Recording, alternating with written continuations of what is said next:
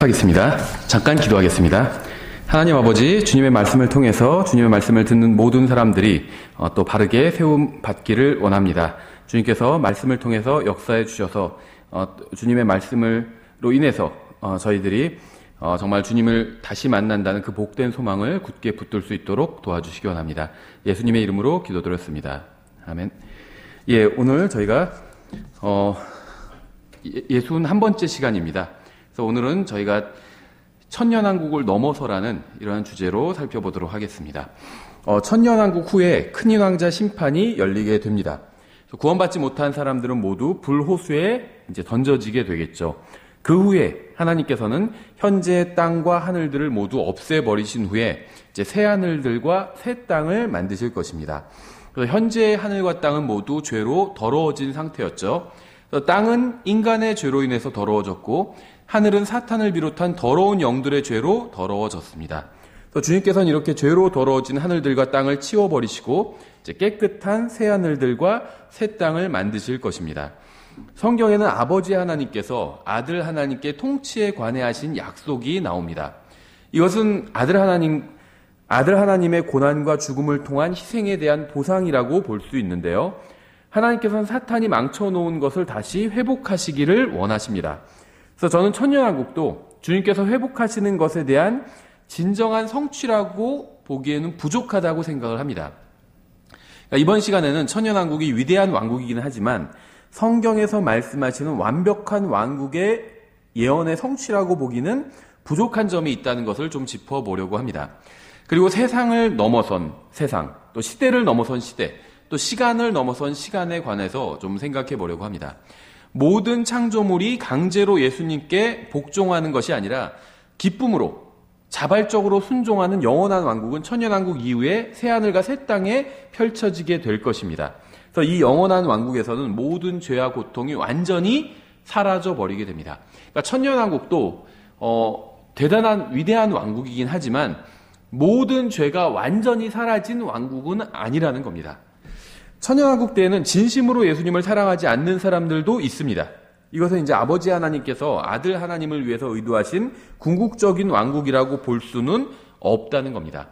그러니까 천년왕국도 위대한 왕국이긴 하지만 궁극적인 왕국은 아니라는 거예요. 예를 들면 시편 18편 40절부터 45절에 이렇게 말씀하고 있어요. 또 주께서 내 원수들의 목을 내게 주사 나를 미워하는 자들을 내가 멸하게 하셨나이다. 그들이 부르짖었으나 그들을 구원할 자가 없었고 심지어 주께 부르짖었으나 그분께서 그들에게 응답하지 아니하셨도다. 그때 내가 그들을 바람 앞에 티끌처럼 잘게 부수고 거리에 진흙같이 그들을 내던졌도다. 주께서 나를 백성의 다툼에서 건지시고 이교도들의 머리로 삼으셨으니 내가 알지 못하던 백성이 나를 섬기리이다. 그들이 나에 대하여 듣고는 곧 내게 순종하며 낯선 자들이 내게 복종하리로다. 낯선 자들이 쇠약해지고 자기들의 밀폐된 처소에서 나와 무서워하리로다. 이것은 이제 메시아 시편이고 특히 천년왕국에 관한 메시아 시편입니다. 그래서 예수님께서 권능을 가지고 통치하시는 천년왕국에 관한 말씀이에요. 주님께서는 강력한 힘으로 통치하시기 때문에 천년왕국에서는 주님의 통치가 마음에 들지 않아도 복종하는 사람들이 있을 것입니다. 저는 주님께서 이러한 권능을 가지고 계시다는 사실에 감사를 드립니다. 하지만 이것으로는 충분하지 않습니다. 겉으로는 주님께 복종하지만 마음속으로는 주님께 복종하지 않는 자들이 있다는 것은 죄가 다시 등장할 충분한 여지를 주기 때문이에요. 그래서 주님의 능력에는 순복하지만 주님께 진정으로 감사하지 않는 것은 결코 작은 문제가 아닙니다. 시편 66편 1절부터 7절도 천년왕국에 관한 말씀이 있는데요. 시편 66편의 1절에 모든 땅이여 너희는 하나님께 즐거이 소리칠지어다. 그분의 이름에 존귀하심을 노래하고 영화롭게 그분을 찬양할지어다. 하나님께 아뢰기를 주의 일들 안에서 주께서는 어찌 그리 두려우신지요. 주의 권능의 위대함으로 말미암아 주의 원수들이 주께 복종하며 온 땅이 주께 경배하고 주께 노래하며 그들이 주의 이름을 향해 노래하리이다 할지어다. 셀라. 와서 하나님께서 행하신 일들을 보라. 그분은 친히 사람들의 자녀들에게 행하시는 것 안에서 두려운 분이시로다. 그분께서 바다가 변하여 마른 땅에 되게 하셨으므로 그들이 걸어서 큰 물 사이를 지나갔으며 거기서 우리가 그분을 기뻐하였도다. 그분께서 자신의 권능으로 영원히 다스리시며 그분의 눈은 민족들을 바라보시나니 거역하는 자들은 자신을 높이지 말지어다 셀라. 천년왕국에 관한 말씀이에요. 천년이 끝나고 사탄이 잠시 풀려날 때까지 원수들은 자신을 높이지 않을 것입니다.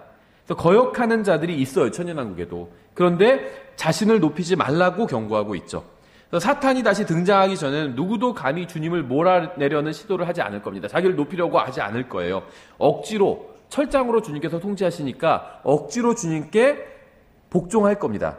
하지만 천년왕국 백성 중에는 거듭나지 않은 마음으로 인해서 주님께 반감을 가지고 있는 자들이 있을 것이고 이들은 나중에 잠시 풀려난 사탄을 따르게 될 것입니다. 이런 상태의 천년왕국이 성경 예언의 성취의 완성이라고 할 수는 없겠죠. 18개의 시편이 왕이 원수들을 심판하시는 천년왕국에 관해서 예언하고 있어요. 천년왕국은 성경이 말씀하시는 궁극적인 왕국이 아니라 인간의 마지막 시험을 위한 기간이라고 볼 수 있습니다. 인간은 낙원에서 무지한 상태로 창조되었지만 실패했습니다. 또 홍수 이전에 양심의 지배를 받았지만 역시 실패했습니다. 또 바벨탑 사건 이전에 인간 정부의 통제를 받았지만 역시 실패해서 죄를 지었습니다.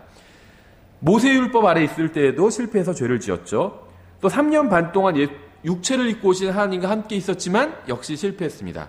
또 교회 시대에 성령님의 임재 앞에 있지만 역시 실패했습니다. 또 인간은 자연이 회복되고 땅이 소산을 풍성하게 되는 예수 그리스도께서 통치하시는 왕국에서도 역시 실패로 끝나게 될 것입니다. 비극적이지만 이것이 인간의 역사라는 거예요. 성경이 말씀하시는 모든 인류의 역사는 실패로 끝나게 되고 심지어 천년왕국도 실패로 끝나게 된다는 거예요. 인간은 죄의 책임을 마귀로 돌리고 싶어 하지만 마귀는 유혹하기만 했을 뿐이죠. 죄는 인간의 외부가 아닌 내부에서 옵니다. 우리가 죄를 지으면 마귀가 유혹해서 내가 죄를 짓게 됐다. 이렇게 책임을 마귀에게 돌리려는 성향이 있다는 거예요. 인간은. 그렇죠. 아담과 이브도 그랬죠. 마귀에게로 저 뱀 때문에 내가 죄를 지었다. 이렇게 책임을 마귀에게로 전가하고 있어요. 그런데 인간의 죄는 사실 외부의 어떤 환경 때문에 온 것이 아니라 인간의 내부 때문에 죄가 생긴 것입니다. 이것을 입증하는 것이 바로 천년왕국이라는 거죠. 죄의 삭신 사망은 사탄으로부터 오지 않았습니다. 사망은 인간에게서부터 왔어요. 한 사람이 죄를 지어서 사망이 이 세상에 들어오게 되었다는 거죠. 그러므로 한 사람으로 말미암아 죄가 세상에 들어오고 죄로 말미암아 사망이 들어왔나니 이와 같이 모든 사람이 죄를 지었으므로 사망이 모든 사람에게 임하였느니라. 이 구절에서는요, 인간이 죄를 짓고 그로 말미암아 죽음이 인간 세계에 들어오게 됐다는 것을 말씀하고 있는데 로마서 5장 12절에서 사탄에 대한 이야기는 없다는 거죠. 한 사람으로 말미암아 죄가 세상에 들어왔다고 말씀하고 있지 사탄으로 말미암아 죄가 세상에 들어왔다 이렇게 말씀하고 있지 않다는 겁니다. 왜냐하면 죄는 인간의 마음에서 시작된 것이기 때문이에요. 그래서 인간의 죄가 모두 사라지고 아무도 마음속으로라도 죄를 지으려고 하지 않기까지 하나님은 만족하지 않으실 겁니다. 다시 말하면 하나님은 천년왕국으로도 만족하지 않으실 거란 얘기예요. 그래서 하나님께서는 새하늘과 새 땅 전혀 모든 죄가 다 사라져버린 새하늘과 새 땅에서 모든 죄가 다 사라졌다는 거 어떻게 하냐면 사망이 없어요. 죄의 삭은 사망이잖아요. 죄가 있는 곳엔 사망이 있습니다. 근데 사망이 언제 사라지냐면 천년왕국 이후에 큰인왕자 심판석에서 마지막으로 사망과 지옥도 불호소에 던져진다고 그러잖아요. 그래서 사망이 천년왕국 끝에 사라지게 돼요. 큰인왕자 심판석에서. 그래서 새하늘과 새 땅엔 사망이 없습니다. 다시 말하면 죄의 삭신 사망이 없다는 건 죄도 없다는 거죠. 그래서 이 새하늘과 새 땅, 다시 말하면 이제 영원한 왕국인데 여기서 하나님께서 만족하신다는 겁니다. 천년왕국이 아니라. 천년 동안 사탄은 감옥에 갇혀 있게 되죠. 따라서 사람들은 이 기간 동안 사탄의 영향을 받지 않게 됩니다. 게다가 천년 동안 사람들은 예수님으로부터 직접 말씀을 배우게 됩니다. 천년 동안 가시적인 죄는 모두 사라질 것입니다. 하지만 천년이 끝나고 사탄이 풀려나면 천년 동안 불만을 품고 있던 인간들은 자원에서 사탄의 군대에 입대를 하게 될 것입니다. 이것을 통해서 우리가 알 수 있는 중요한 사실은 바로 죄는 환경이 아닌 마음에서 나온다는 사실이에요. 인간은 외부 환경에 문제가 있어서 죄를 지을 수밖에 없는 것이 아니라 마음에 문제가 있어서 죄를 짓는 것입니다. 천년 동안 인간이 문제라고 생각했던 환경이 모두 최선의 상태로 개선되지만 죄는 그대로 마음속 깊은 곳에 잠복해 있었습니다. 하나님께서 모든 것을 완전히 새롭게 하시기 전에는 인간은 인간일 뿐이고 결코 완벽한 왕국이 설 수 없습니다. 하나님께서는 새하늘과 새 땅을 만드신 후에 예수 그리스도께서 통치하시는 인간과 사탄의 타락 이전에 순결한 상태의 왕국을 만드실 것입니다. 우리는 이 왕국을 기다리고 있죠. 에베소서 1장 7절부터 11절을 보면 이렇게 되어 있어요. 그 사랑하시는 자 안에서 우리가 그분의 풍성한 은혜에 따라 그분의 피를 통해 구속곧 죄들의 용서를 받았도다. 그 은혜 안에서 그분께서 우리에게 모든 지혜와 분별을 넘치게 하사 친히 자신 속에서 작정하신 자신의 선하신 기쁨에 따라 자신의 뜻의 신비를 우리에게 알려주셨으니 이것은 충만한 때의 경륜 안에서 친히 모든 것, 즉 하늘에 있는 것들과 땅에 있는 것들을 그리스도 안에서 곧 그분 안에서 다 함께 하나로 모으려 하심이라. 모든 것을 자신이 뜻하신 계획대로 이루시는 분의 목적에 따라 우리가 예정되어 또한 그분 안에서 상속 유업을 얻었으니 이것은 먼저 그리스도를 신뢰한 우리가 그분의 영광을 찬양하게 하려 함이라. 하나님께서 계획하신 것은 인간의 상상을 능가하는 겁니다. 하나님의 계획은 단순히 우리가 죽어서 하늘나라에 가거나 지옥을 피하는 것 이상입니다. 천연왕국은 결코 끝이 아니에요. 죄로부터 완전히 해방되어 진정한 자유를 누리고 모든 사람들이 진심으로 예수 그리스도께 모든 영광을 돌리는 왕국은 천년왕국 이후에 큰인 왕자 심판이 끝나고 나서야 비로소 시작이 되게 됩니다. 이 왕국에 이르러서야 모든 창조물들이 진심으로 예수 그리스도를 높일 겁니다. 천년왕국에서는요, 진심으로 모든 사람이 다 진심으로 예수님을 높이는 게 아니에요. 억지로 높이는 사람도 있는데 이 영원한 왕국에서는 이제 진심으로 예수님을 모든 사람들이 높이게 된다는 겁니다. 아직 주님의 원수들과 진심으로 주님께 순종하지 않는 자들이 있는 천년왕국은 결코 이 영원한 왕국을 대체할 수 없습니다. 이 왕국에서는 누구에게도 어디에서도 죄를 찾아볼 수 없을 것이고 그래야 하나님과 모든 창조물들이 진정으로 만족할 수 있게 됩니다. 하나님의 원래 계획은 단순히 인간에게 지옥을 피할 수 있는 길을 주시는 것이나 천년간 죄가 가시적으로 드러나지 않는 왕국을 세우시는 것이 원래 계획은 아니라는 거예요. 죄가 아직 완전히 사라지지 않은 천년왕국에서는 하나님께 진정한 영광이 돌아갈 수 없습니다. 영원한 왕국에서는 하늘도 새롭고 땅도 새롭고 깨끗할 뿐 아니라 인간을 포함한 모든 창조물이 완벽하게 순결하고 깨끗해집니다. 이것은 모두 예수 그리스도의 십자가 대속을 통해서 이루어진 일이에요. 그러니까 이 예수 그리스도의 십자가 대속을 통해서 이루어진 일은 단순히 인간을 구원하는 것이 아니라 완전히 모든 창조물을 새롭게 만드는 것입니다. 그래서 이 왕국에 이르러서야 예수 그리스도의 대속의 진정한 가치가 드러날 것이고 대속의 결과로 인해서 아버지 하나님께서 진정으로 기뻐하실 것이고 모든 왕국이 예수 그리스도께 돌아갈 것입니다. 천년왕국은 놀라운 왕국이지만 그것으로는 부족하다는 겁니다. 우리는 하나님을 찬양합니다. 이것은 하나님의 창조물로서 우리가 당연히 해야 할 일입니다. 그런데 아버지 하나님께서 아들 하나님을 찬양하시는 것은 정말 놀라운 일이에요. 이게 언제 일어나는지 아세요? 창조물인 우리가 하나님을 찬양하는 건 당연한 일이죠. 그런데 아버지 하나님께서 아들 하나님을 찬양하시는 일이 일어난다는 거예요. 아버지 하나님께서 할렐루야 아들 하나님께 모든 영광을 돌립니다. 이렇게 말씀하실 일이 일어난다는 겁니다. 만약 아들 하나님이 우리를 위해서 고난을 받는 것이 아버지 하나님을 기쁘시게 했다면 아들 하나님이 영광을 받으시는 것은 얼마나 더 아버지 하나님을 기쁘시게 할까요? 히브리서 12장에 보면 22절부터 27절에 이렇게 되어 있습니다. 그러나 너희는 시온산과 살아계신 하나님의 도시 곧 하늘에 있는 예루살렘과 무수한 천사들의 무리와 총회와 하늘에 기록된 처음 난 자들의 교회와 모든 것의 심판자 되시는 하나님과 완전하게 된 의인들의 영들과 새 언약의 중재자이신 예수님과 아벨의 피보다 더 나은 것들을 말하는 피 곧 뿌리는 피에 이르렀느니라. 너희는 조심하여 말씀하시는 분을 거역하지 말라. 땅에서 말한 자를 거역한 그들이 피하지 못하였거든 우리가 하늘로부터 말씀하시는 분에게서 돌아선다면 더더욱 피하지 못하리로다. 그때에는 그분의 음성이 땅을 흔들었거니와 이제는 그분께서 약속하여 이르시되 내가 또 땅뿐만 아니라 하늘도 아직 한 번 더 흔드노라 하셨느니라. 또 아직 한 번 더라는 이 말씀은 흔들릴 수 없는 그것들을 남아있게 하시려고 만드신 것들 중에서 흔들리는 그것들을 제거하심을 표적으로 보여주나니. 굉장히 독특한 말씀이고 굉장히 중요한 말씀이에요. 특히 새하늘과 새 땅과 관련해서 이 히브리서 12장 21절부터 27절은 굉장히 중요한 말씀입니다. 하나님께서는 자신이 만드신 모든 것을 흔드실 것이고 없애버리실 것이에요. 흔들리는 것들은 다 없애버리시겠다 이렇게 말씀하고 있죠. 왜냐하면 사탄은 위에 있는 것들을 더럽혔고 인간은 아래에 있는 땅을 더럽혔기 때문에 결국 모든 것이 죄의 영향을 받았기 때문에 하나님께서는 위에 있는 것이나 아래에 있는 것을 다 없애버린다고 말씀하고 계신 것입니다. 근데 28절에 이렇게 되어 있어요. 그러므로 우리가 움직일 수 없는 왕국을 받을진대 은혜를 소유하자.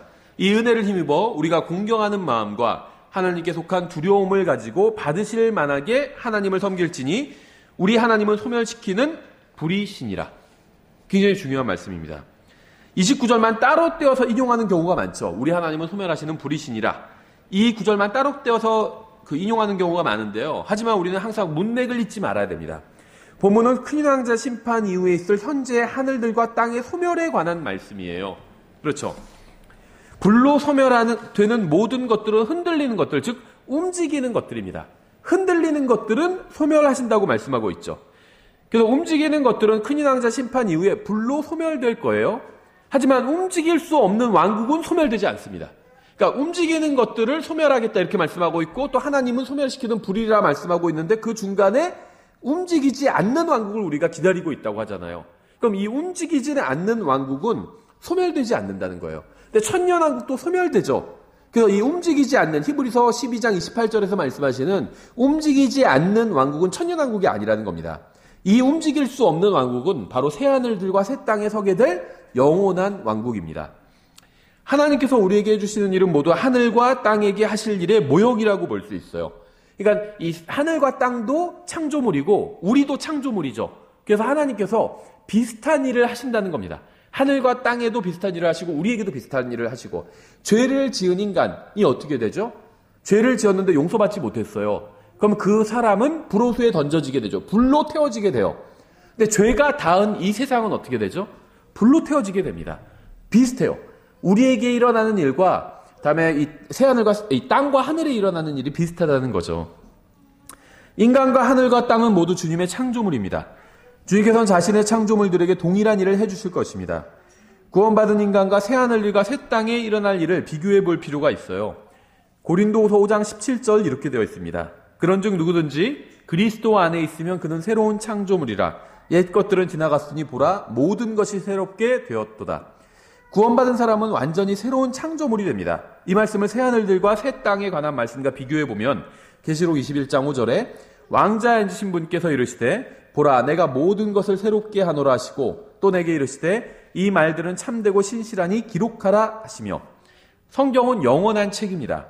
성경의 예언은 과거형으로 기록된 경우가 굉장히 많아요. 우리가 이걸 잘 봐야 돼요. 예언은 이루어질 것이 확실하기 때문에 과거형으로 기록된 경우가 굉장히 많습니다. 이게 제가 그냥 지어서 막 하는 말이 아니에요. 어떻게 알 수 있냐면 이사야서 53장을 보시면 이건 고난받는 메시아에 관한 예언이에요. 그렇죠. 그가 찔림은 우리의 상함, 죄들을 인하며 이런 식으로 고난받는 메시아에 관한 예언인데 미래형이 아닌 과거형으로 기록됐어요. 이사야서는 예수님께서 메시아께서 오시기 전 700년 전에 기록되었는데 그러면 700년 후에 메시아가 와서 고난받게 될 것에 대한 예언이죠. 그럼 우리가 일반적으로 생각할 때는 예수님 메시아가 오시면 우리의 죄로 인해서 상하실 것이다. 이런 식으로 미래형으로 기록되어야 되는데 이사야서 13장은 과거형으로 기록되었다는 겁니다. 왜 그러냐면 예언은 성취될 것이 확실하기 때문에 과거형으로 기록되는 경우들이 많습니다. 대표적인 게 이사야서 53장이에요. 하나님은 영원하신 분이기 때문에 앞으로 이루실 일을 마치 이미 이루신 일처럼 성경이 기록하고 있다는 거예요. 무슨 말이냐면 저도 잘 이해를 못하지만 제가 이해하지 못한 걸 그냥 한번 얘기를 해볼게요. 영원이 있고 창세기 1장 1절이 있죠. 창세기 1장 1절 전에는 영원이었어요. 그러다 창세기 1장 1절이 시작되면서 이제 시간이 시작되었습니다. 그렇죠? 그리고 이제 계시록에서 영원이 다시 시작되기 전에 새하늘과 새 땅이 다시 창조되기 전까지 시간이 있다가 새하늘과 새 땅이 창조되면서 다시 영원이 시작됩니다. 그럼 영원이 있다가 시간이 있고 쭉 인류 역사가 대략 7,000년이라고 한다면 7,000년이 지난 후에 다시 영원이 시작되는 거죠. 정확한 얘기는 아니지만 그냥 크게 말씀을 드린 거예요. 그럼 영원 전에 하나님 계셨다가 시간이 쭉 흘러가고 영원 후에 또다시 계신 것이죠. 하나님은 영원히 계신 분이에요. 영원히 계신 분이고 영원에 계신 분입니다. 영원이라는 그 시간 속에 시간 밖에 계신 분이에요.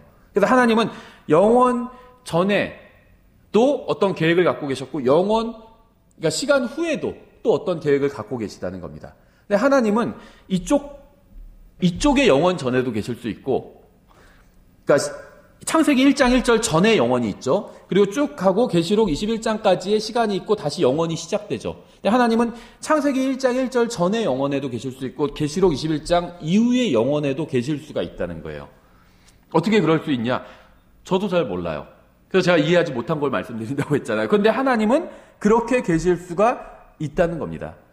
그래서 우리가 뒤에서 보겠지만 그래서 예수님께서는 자신을 알파와 오메가라고 말씀하신 거예요. 알파라는 거는요, 시작 전이라는 겁니다.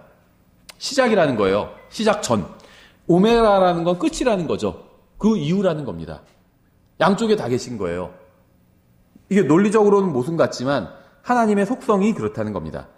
그래서 이 영원 후의 관점으로 보면 이사야서 53장의 예언이 과거형으로 기록될 수 있다는 거죠. 그래서 고린도후서 5장 17절에선 모든 것이 새롭게 되었도다라고 말씀하고 있어요. 우리가 새로운 창조물이 되었고 모든 것이 새롭게 되었도다라고 말씀하고 있어요. 그런즉 누군지 그리스도 안에 있으면 우리를 말하는 거죠. 그는 새로운 창조물이라 옛 것들은 지나갔으니 보라 모든 것이 새롭게 되었도다. 구원받으면 우리가 모든 것이 새롭게 되었대요. 그런데 아직 모든 것이 새롭게 되지는 않았죠. 우리는 구원받았지만 여전히 이전에 짓던 나쁜 습관을 버리지 못했고 심지어 이전에 짓던 죄를 그대로 짓는 경우도 있습니다. 새롭게 되지 않았어요. 그러니까 구원받기 이전에 좋아하던 것을 그대로 좋아하고 즐기던 것을 그대로 즐기는 경우도 많다는 거죠. 새롭게 되지 않았다는 거예요. 그럼 우리가 진정으로 언제 새롭게 될까요? 모든 것이 새롭게 되는 데는 언제일까요? 휴거될 때예요. 영광스러운 몸을 입게 될 때입니다. 그런데 성경은요, 구원받는 순간 그렇게 된 것이라고 그냥 말씀하고 있다는 겁니다. 근데 실제 그 일은 언제 일어나냐? 휴거될 때 모든 것이 새롭게 된다는 거죠. 그래서 과거형으로 말씀하고 있다는 거예요. 성경은 영원의 관점에서 기록되었습니다. 우리가 모든 것이 끝나고 영원한 왕국에 들어서서 고린도후서 5장 17절을 읽으면 아멘으로 화답하면서 진정으로 그렇다고 동의할 거예요. 정말 모든 게 새롭게 됐다 이렇게 동의할 거지만 아직은 그렇지가 않죠. 지금은 구원받았다고 해서 모든 것이 새롭게 되지는 않았습니다. 새롭게 된 것도 있지만 새롭게 되지 않은 것도 있다는 거예요. 육신은 그대로잖아요. 구원받지 못한 사람은 죄로 더러워진 육체와 혼을 가지고 있습니다. 현재 하늘과 땅도 마찬가지예요. 구원받지 못한 사람의 육체와 혼이 사망 선고를 받은 것처럼 현재 하늘과 땅도 사망 선고를 받았습니다. 죄로 더러워진 인간의 육체와 혼은 불태워져야 되는 것처럼 죄로 더러워진 하늘들과 땅도 불태워져야만 합니다. 죄가 거하던 곳은 인간의 육체이건 혼이건 하늘이건 땅이건 상관없이 모두 불태워져야 돼요. 우리의 현재 육체가 일시적인 거처인 것처럼 현재 하늘과 땅도 일시적인 공간일 뿐입니다. 죄가 거하는 현재 하늘과 땅은 반드시 없어질 것이지만 죄와 아무 상관없고 순결한 주님의 말씀은 영원히 있게 되겠죠. 그러니까 죄가 닿는 모든 것은 사라질 거예요. 우리의 육체는 죄가 닿은 적이 있죠. 그래서 변화를 받고 사라져버리는 겁니다. 이 현재 하늘과 땅도 죄가 닿은 적이 있습니다. 그래서 사라져버리게 된다는 거예요. 천년왕국 때 무슨 일이 일어나게 되는지 아세요? 주님께서는 우리가 구원받을 때 해주셨던 것을 이 세상에도 해주실 것입니다. 우리가 구원받을 때 주님께서는 성령님을 통해서 우리 안으로 들어오셨습니다. 마찬가지로 천년왕국 때 주님께서는 이 세상에 오셔서 왕자에 앉으시고 통치하실 거예요. 구원받은 사람은 온 세상의 모형입니다. 구원받은 이후의 인생은 이 세상의 천년왕국이 임한 이후의 모형이에요. 그래서 그리스도께서 오셔서 왕국을 세우시고 통치하시고 이끄시지만 여전히 반대하는 세력이 존재합니다. 구원받은 사람과 천년왕국 내에는 모두 주님께 진심으로 순종하지 않는 세력이 존재한다는 거죠. 공통점이죠. 구원받은 사람이라 해도 휴거될 때 죄로부터 완전히 해방을 받게 됩니다. 마찬가지로 이 세상도 현재 하늘들과 땅이 모두 불로 소멸돼서 사라지고 난 이후에 죄로부터 완전한 해방을 받게 될 것입니다.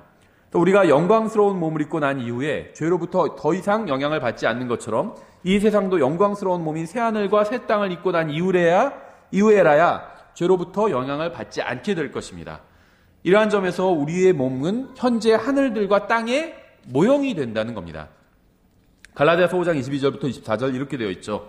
그러나 성령의 열매는 사랑과 기쁨과 화평과 오래 참음과 부드러움과 선함과 믿음과 온유와 절제니 이 같은 것을 대적할 법이 없느니라. 그리스도께 속한 사람들은 애착들과 정욕들과 함께 육신을 십자가에 못 박았느니라. 이것은 구원받은 사람에 관한 말씀이죠. 이해를 위해서 문맥을 볼 필요가 있어요. 그 앞에 18절부터 21절 앞부분까지 보면 그러나 너희가 성령의 인도를 받으면 율법 아래 있지 아니하니라. 이제 육신의 행위들은 명백하니 이것들이라 곧 간음과 음행과 부정함과 세욕과 우상숭배와 마술과 징후와 불화와 경쟁과 진노와 다툼과 폭동과 이당파동과 시기와 살인과 술 취함과 흥청됨과 또 그와 같은 것들이라. 누구에 관한 말씀일까요? 이것이 성령의 열매, 5장 22절부터 24절에 있는 성령의 열매, 구원받은 사람에 관한 거죠. 그런데 이 육신의 행위에 관한 말씀, 18절부터 21절에 있는 이거 누구에 관한 말씀일까요? 질문을 해보면 알 수 있어요. 구원받은 사람들도 제가 방금 열거한 죄들을 지을까요? 지어요. 우리도 누군가 시기한 적이 있어요. 그렇죠? 여기서 시기, 이단파당, 시기, 살인, 술 취함 이런 것들을 열거하고 있는데 우리가 짓는 죄라는 거죠. 구원받은 사람도 짓는 죄예요. 우리도 시기한 적이 있어요. 그러니까 마음속에서 통치하시는 주님께 복종할 때 이러한 죄를 짓지 않게 되는 거죠. 그러니까 예수님께서는 우리의 주님이시지만 지금 현재는 우리가 그분께 강제로 복종해야 합니다. 왜냐하면 우리가 항상 즐거운 마음으로 자원해서 주님께 복종하는 것은 아니기 때문이에요. 하지만 우리의 썩을 몸이 썩지 아니하는 몸으로 변화되면 더 이상 주님께 억지로 복종할 필요가 없습니다. 우리의 죽을 몸은 주님의 구원을 제대로 누리지 못하고 있어요. 죽지 않는 몸을 입으면 주님의 구원을 제대로 누릴 수 있게 될 것입니다. 마찬가지로 현재의 땅 그 위에 아무리 천년왕국이 세워진다 해도 그것을 제대로 누리지 못할 것입니다. 오직 새 하늘들과 새 땅이 임한 후에라야 이 세상은 주님의 통치를 기쁨으로 받아들일 수 있게 됩니다. 로마서 6장에 의하면 우리는 성령님으로 침례를 받고 난 이후에 구원을 받고 하나님을 섬기게 되었습니다. 하지만 여전히 주님이 아닌 육신을 섬기려는 경향이 우리의 육신 안에 남아있죠. 그래서 로마서 6장은 그리스도와 함께 일으켜진 구원받은 사람들에게 육신에게 기회를 주지 말라고 이렇게 경고하고 있죠. 로마서 8장에선 구원받은 사람이 겪게 되는 고통에 대해서 말씀하고 있어요. 이러한 고통은 우리가 주님을 만나는 것을 더욱 소망하도록 만들죠. 로마서 8장 22절부터 25절에 또 온 창조 세계가 지금까지 함께 신음하며 고통 중에 산고를 치르는 줄 우리가 아나니 그들뿐 아니라 우리 자신 곧 성령의 첫 열매를 소유한 우리까지도 속으로 신음하며 양자 삼은심 즉 우리 몸의 구속을 기다림은 우리가 소망으로 구원을 받았기 때문이라. 그러나 보이는 소망은 소망이 아니니 어찌하여 사람이 보는 것을 여전히 바라리요. 그러나 우리가 보지 못한 것을 우리가 바라면 인내로 그것을 기다리느니라. 우리는 인내로 주님을 기다리고 있습니다. 언젠가 모든 고통이 사라질 날이 오게 될 거예요. 우리가 새로운 몸을 입으면 더 이상 나는 비참한 사람이로다. 이 사망의 몸에서 누가 나를 건져내랴. 이런 탄식은 하지 않게 되겠죠. 이 세상이 죄로 물들었을 때 하나님께서는 물로 세상을 심판하셨습니다. 홍수로 인해서 8명이 구원받았는데 인간만 구원받은 것이 아니라 땅도 구원받아 죄들로부터 한동안 안식하게 되었죠. 노아의 가족 8명은 모두 하나님을 믿었습니다. 그래서 방주에 올라탔어요. 근데 홍수 후에 이 세상에 있는 모든 사람들은 다 하나님을 믿는 사람이 되었죠. 8명 다. 하지만 시간이 지나자 다시 죄가 세상에 들어오기 시작했습니다. 천년왕국이 끝나고 모든 것이 불로 소멸되기 전까지는 죄는 결코 끊이지 않을 것입니다. 그래서 우리의 몸이 영광스러운 몸으로 변화된 후에 죄가 사라지는 것처럼 현재 하늘들과 땅이 새 하늘들과 새 땅으로 변화된 후에야 죄가 사라지게 됩니다. 요한복음 17장에는 두 가지 영광이 나오는데요. 첫 번째는 이제 17장 22절에 이렇게 되어 있어요. 아버지께서 내게 주신 영광을 내가 그들에게 주었사오니 이것은 우리가 하나인 것 같이 그들도 하나가 되게 하려 함이니이다. 아담이 타락한 이후에 아버지 하나님께서는 아들 하나님께 자신의 영광을 주시면서 누구든지 예수님을 구원자로 받아들이면 구원받을 수 있게 해주셨습니다. 그래서 예수님을 믿는 사람은 누구든지 하나가 되고 그리스도의 몸 안으로 들어올 수 있는 영광을 주신 거예요. 그러니까 예수님을 믿고 구원받음으로 인해서 얻게 되는 영광인 거죠. 근데 요한복음엔 이보다 이제 훨씬 전에 있던 영광에 관한 말씀이 있어요. 17장 5절에 오 아버지여 세상이 있기 전에 내가 아버지와 함께 가졌던 그 영광으로 이제 아버지와 함께 나를 영화롭게 하옵소서. 예수님께서는 세상이 창조되기 전인 영원에서부터 전능하신 하나님이었습니다. 예수님께서는 인간의 몸으로 이 세상에 오시기 전에도 존재하셨고 아버지 하나님과 동등하신 분이었어요. 빌립보서 2장에서 증언하는 것처럼 주님께서 영혼에서 나와 이 세상에 오셨을 때 가장 낮은 자의 모습으로 이 세상에 오셨죠.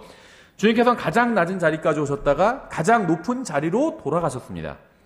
하지만 사실 지금 주님께서 낮아 계신 자리는 주님께서 그러니까 앉아 계신 자리는 가장 높은 자리는 아니에요. 죄로 더러워진 현재 하늘들과 땅이 물러가고 사망과 지옥도 사라지고 나서야 비로소 가장 높은 자리가 마련된다는 겁니다. 지금 셋째 하늘에 앉아 계시지만 지금 둘째 하늘과 첫째 하늘과 이 땅은 죄로 더러워진 상태예요.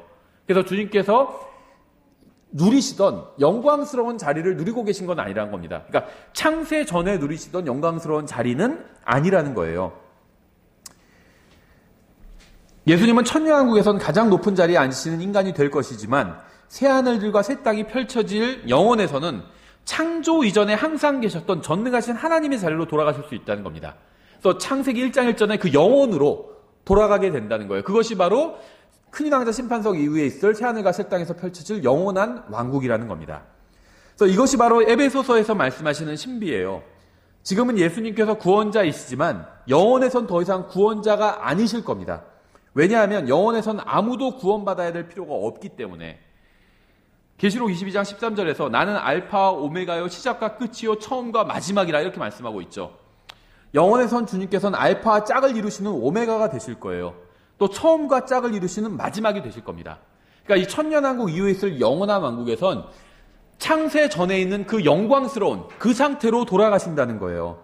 주님께서는 성경에 기록된 모든 일이 일어나기 전으로 돌아가실 것입니다. 하지만 감사하게도 혼자 돌아가시는 것이 아니라 우리와 함께 그 영원으로 들어가시게 되는 거죠. 우리는 더 이상 죄를 용서받고 구원받아 의로운 사람들이 아닌 몸뿐 아니라 기억과 생각도 완전히 새로운 창조물이 될 것입니다. 이것은 우리의 이성을 뛰어넘는 일이지만 우리가 참여하게 될 일이죠. 주님은 우리보다 크실 뿐 아니라 우리의 상상보다도 비교할 수 없을 정도로 크신 분입니다. 에베소서 1장 16절부터 23절 이렇게 되어 있어요. 기도할 때에 너희에 관하여 말하며 너희로 인해 감사드리는 것은 그치지 아니하고 우리 주 예수 그리스도의 하나님 곧 영광의 아버지께서 지혜와 계시의 영을 너희에게 주사 그분을 알게 하시고 너희의 지각의 눈을 밝히사 그분의 부르심의 소망이 무엇이며 성도들 안에 있는 그분의 상속 유업의 영광이 얼마나 풍성하며 그분의 강력한 권능의 활동에 따라 믿는 우리에게 베푸신 바 그분의 지극히 큰 권능이 어떤 것인지 너희가 알게 하시기를 구하노라.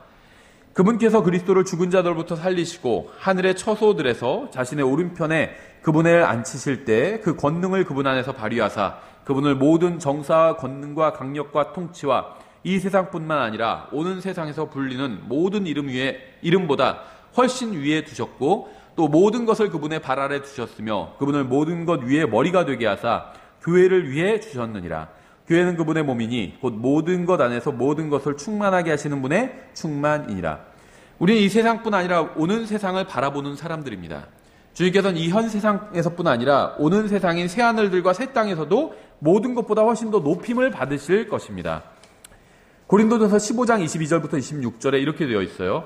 아담 안에서 모든 사람이 죽는 것 같이 그리스도 안에서 모든 사람이 살게 되리라. 그러나 각 사람이 자기 차례대로 되리니 먼저는 첫 열매인 그리스도요 그 다음은 그리스도께서 오실 때 그분께 속한 사람들이라.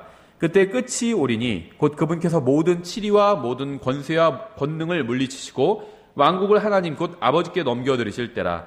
그분께서 모든 원수를 그분의 발 아래 두실 때까지 그분께서 반드시 통치해야 하나니 멸망받을 마지막 원수는 사망이니라. 인류의 마지막 원수는 사망입니다. 남녀노소 모든 사람의 마지막 원수는 사망이에요. 하지만 천년왕국 때에도 사망이 여전히 존재합니다. 그래서 천년왕국이 끝나고 사탄이 잠시 풀려날 때 그를 따른 사람들이 주님께로부터 내려오는 불로 타서 죽게 되는 것이죠. 하나님께서는 큰왕자 심판에서 사망을 데려와 불호수에 던져 넣으라고 명령하실 것입니다. 뿐만 아니라 하늘들과 땅도 모두 불살라 버리라고 명령하실 거예요.